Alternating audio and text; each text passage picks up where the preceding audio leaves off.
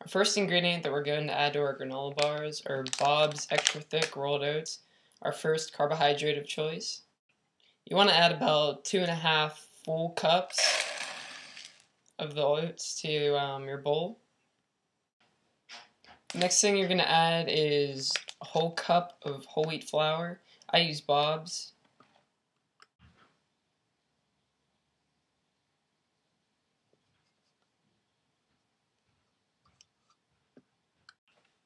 Teaspoon of vanilla extract and a teaspoon of baking soda.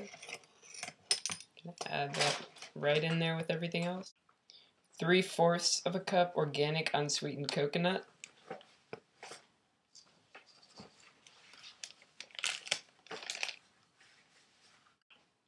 A cup of organic applesauce. I use Santa Cruz. Make sure it's organic, because if it's not organic, it might contain high fructose corn syrup, which is definitely not a healthy choice for a protein bar.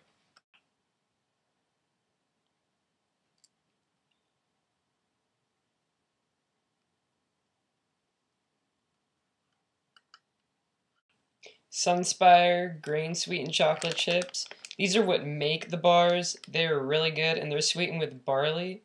They're a great alternative to normal chocolate chips, and they're awesome. So we're going to add a 1/2 cup of grain sweetened chocolate chips to our bars.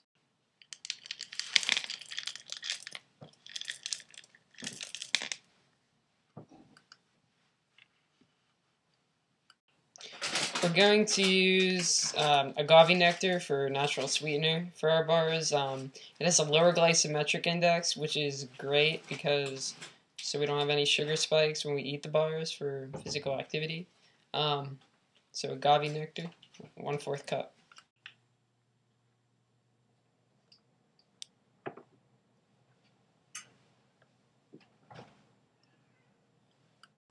And another super sweet ingredient we're going to use is brown rice syrup. We also use 1/4 of a cup. It's a natural sweetener, and it's made from brown rice, so it's also a low glycemic food.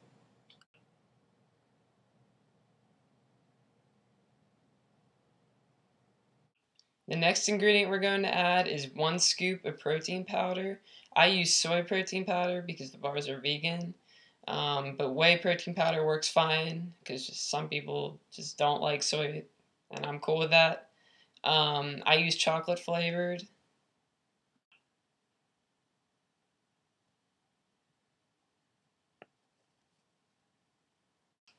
The next ingredient you're going to add is some nuts. You can use almonds, pecans, cashews. I'm going to use pecans. All you need is 2 ounces, or 4 ounces works too if you want to add both pecans and almonds, but I'm fresh out of almonds and I have pecans, so we're just going to use 2 ounces of pecans. And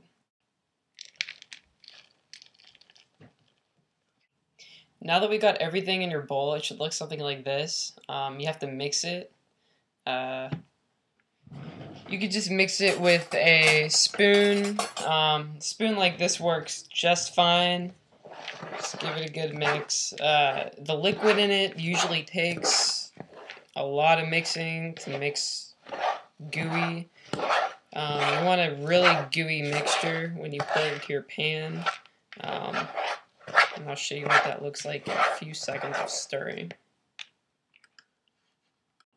Alright, now after mixing for a few minutes, you should get a nice thick mixture like this. Everything's blended together, and it's not too liquidy, and it's not too dry. It's a nice mix. You're going to pour and spread the mixture into a cooking pan. You want to get a 9x13 cooking pan. Just pour all of that mixture that you just mixed up into it. And once you got it all poured into your pan, you're just going to press it down and spread so the whole bottom of your tin is covered with goo. Just keep spreading and pushing down until it covers the whole thing. And it's the mixture is pretty thick. It's a thick liquid, but yet again, it's not too liquidy and it is not too dry. So when it bakes, it won't fall apart, or so it will bake. Once you spread everything, it should look something like this. When it's all spread out, and you're ready to bake at around 325 degrees for 10 to 20 minutes, depending how hot your stove gets.